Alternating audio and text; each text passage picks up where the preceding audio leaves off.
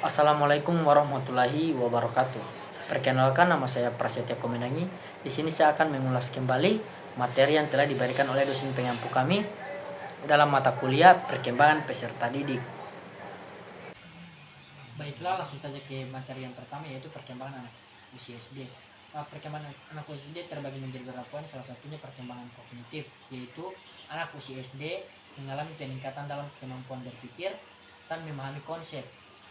Pada tahap ini, mereka mulai mampu memahami hubungan sebab akibat, memecahkan suatu masalah sederhana, dan mengembangkan keterampilan berbahasa. Yang kedua itu ada perkembangan emosional. Perkembangan emosional yaitu anak-anak mulai mengenali dan memahami serta mengelola emosinya sendiri, serta bisa mengenali emosi orang lain. Mereka belajar mengungkapkan perasaan secara tepat dan memahami pentingnya berbagi dan empati dalam interaksi sosial. Yang kedua itu ada masalah emosional. Beberapa anak mungkin menghadapi masalah seperti kecemasan, depresi, atau kesulitan mengelola kemarahan.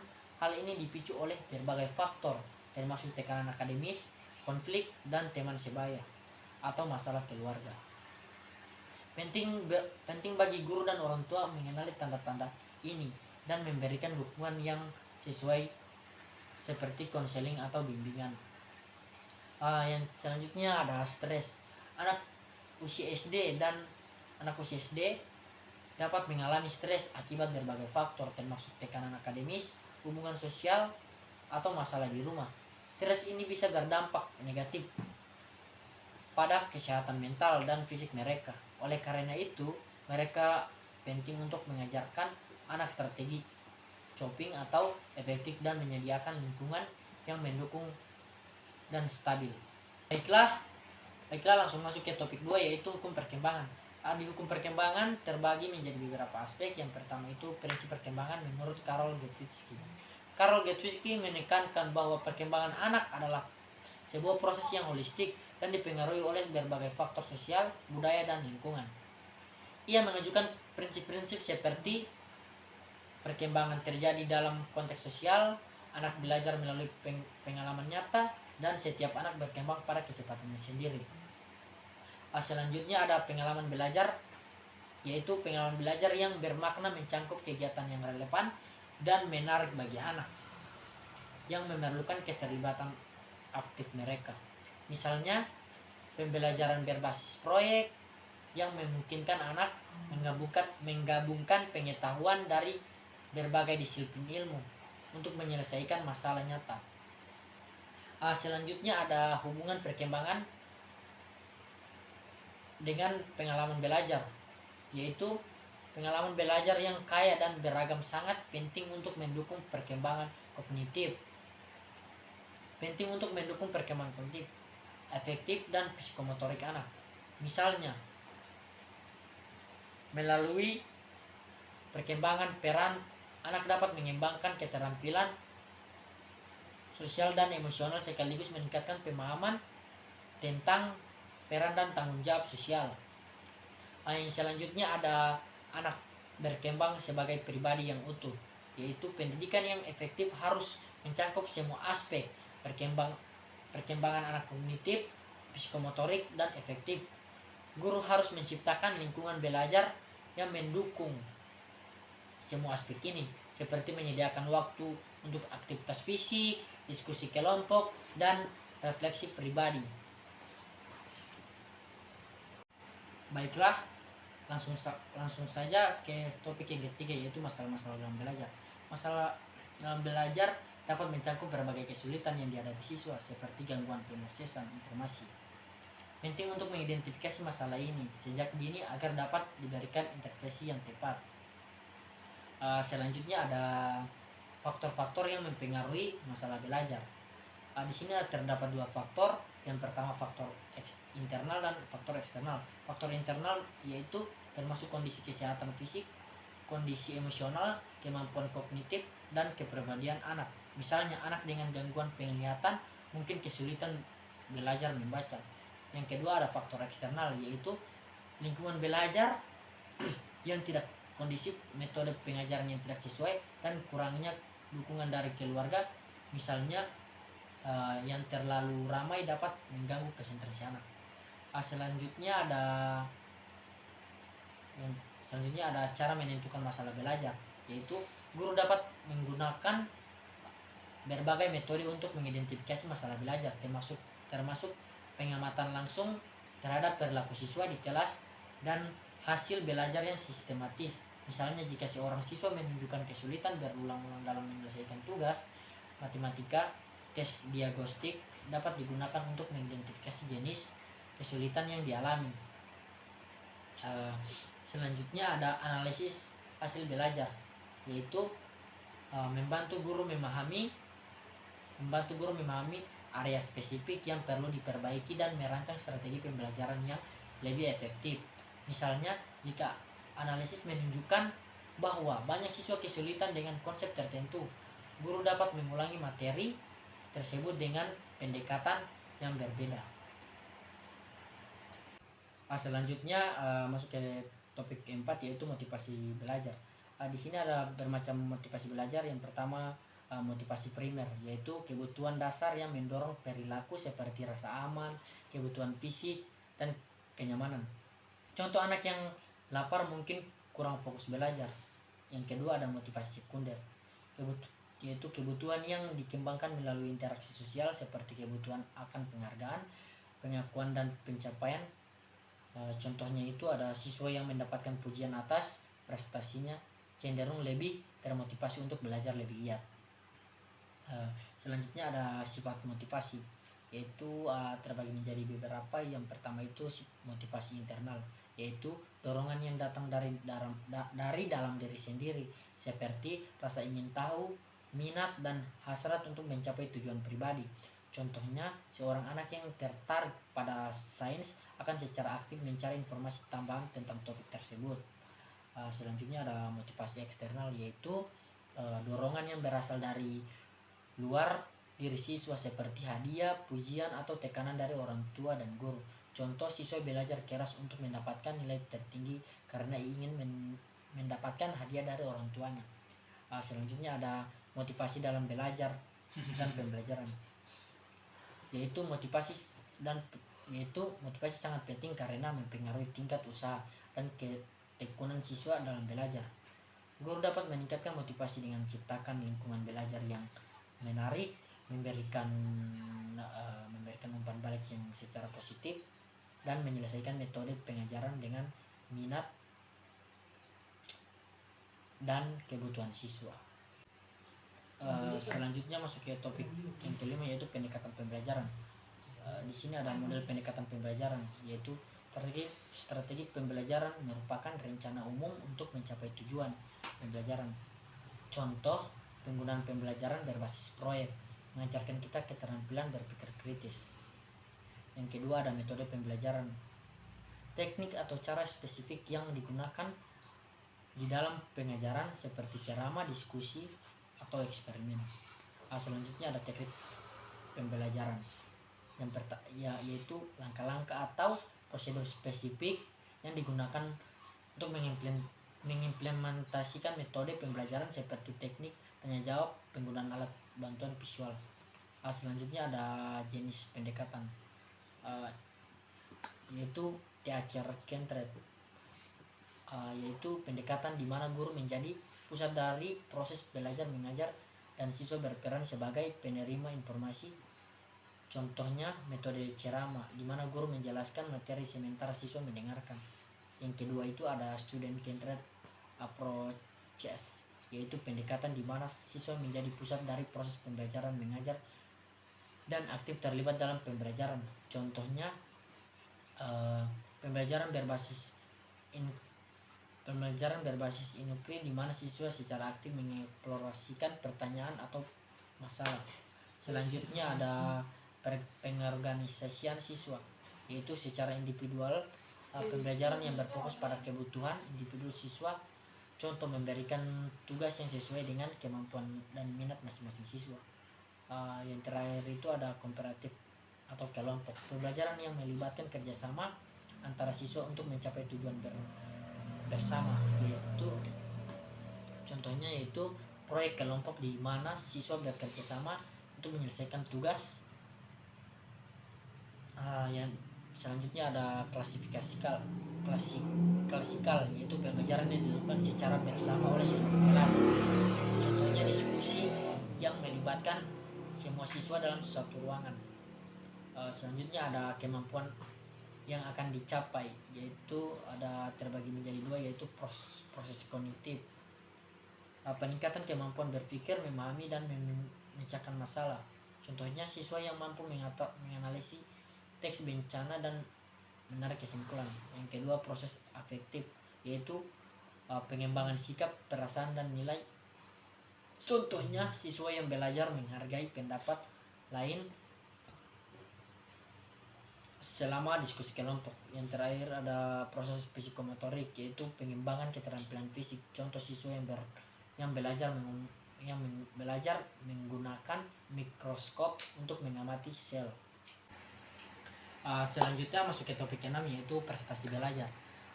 Prestasi belajar adalah hasil yang dicapai siswa dalam bidang akademis, yang diukur melalui berbagai metode evaluasi seperti tes, tugas, dan proyek.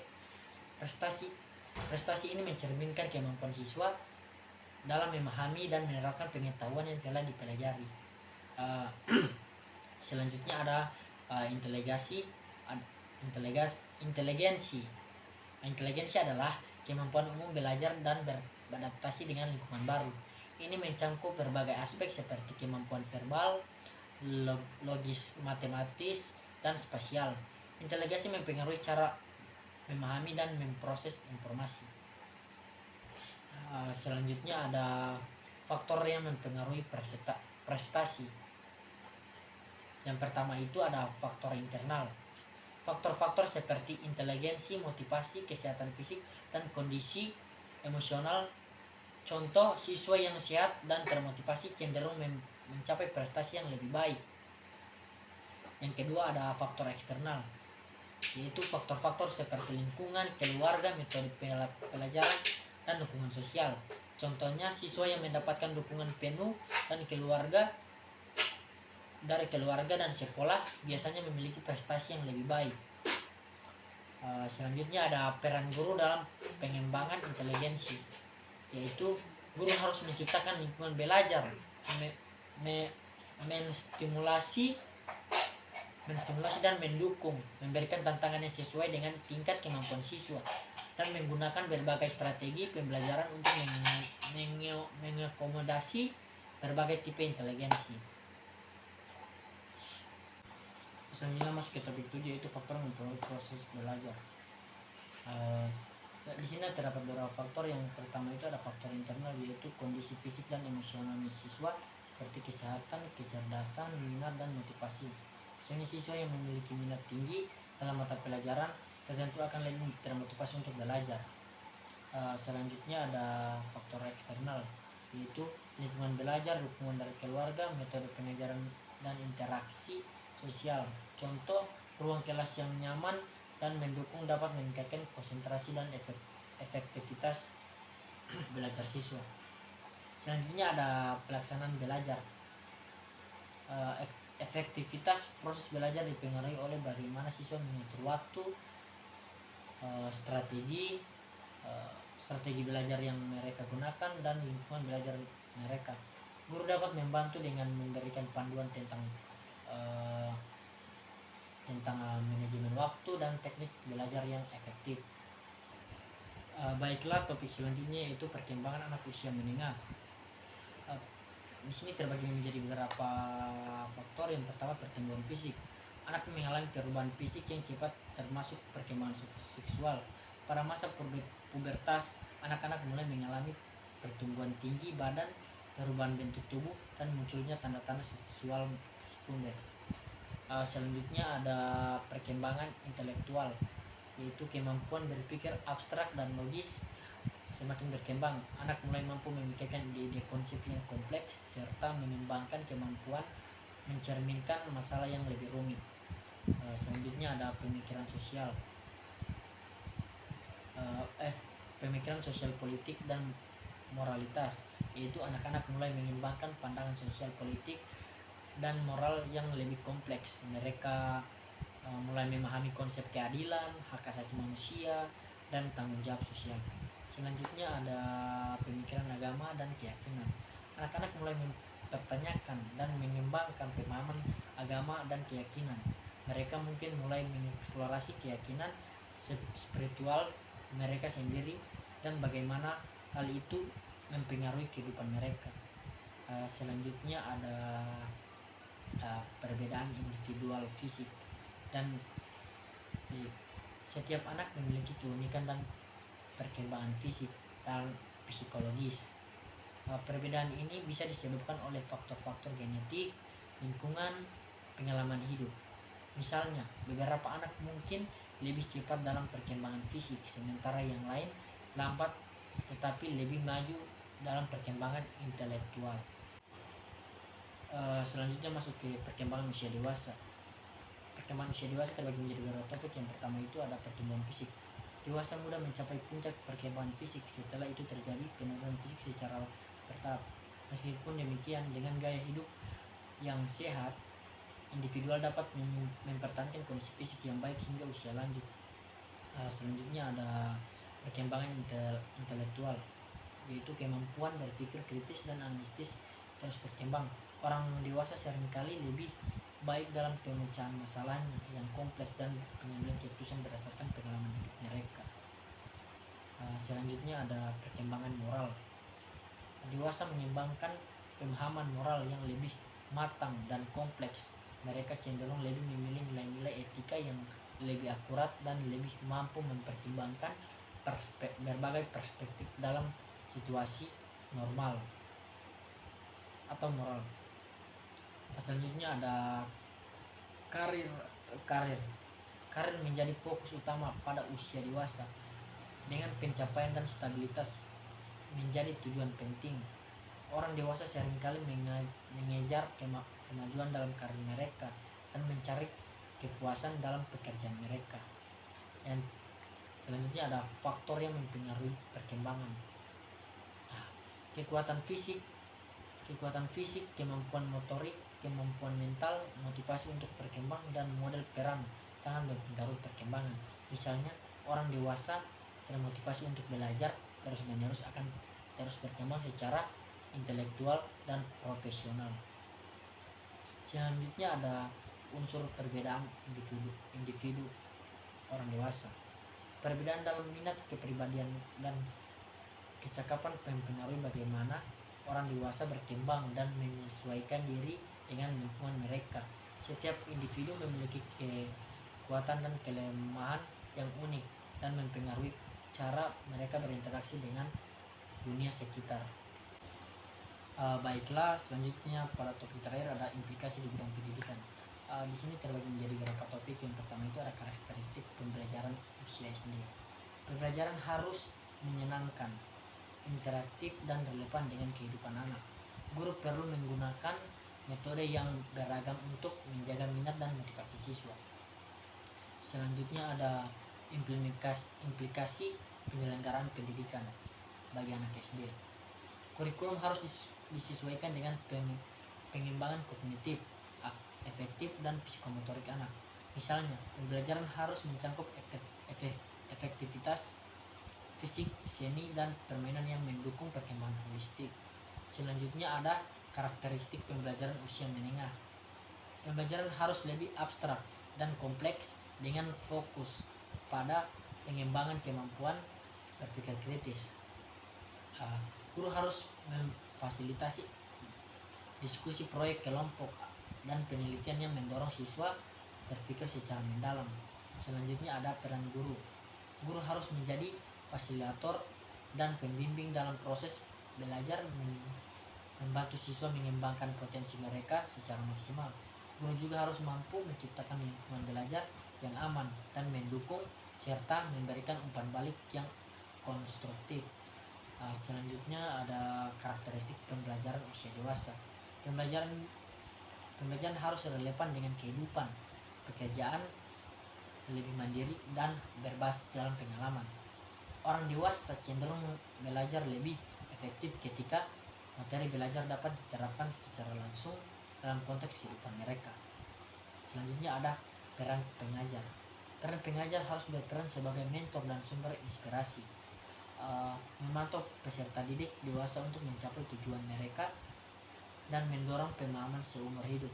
Pengajar juga harus memahami dan menghargai pengalaman hidup dan latar belakang peserta didik, serta menyesuaikan pendekatan pengajaran sesuai dengan kebutuhan mereka. Baiklah, itulah ulasan materi dari saya. Apabila ada salah kata mohon dimaafkan. Wabillahi taufiq wal hidayah. Wassalamualaikum warahmatullahi wabarakatuh.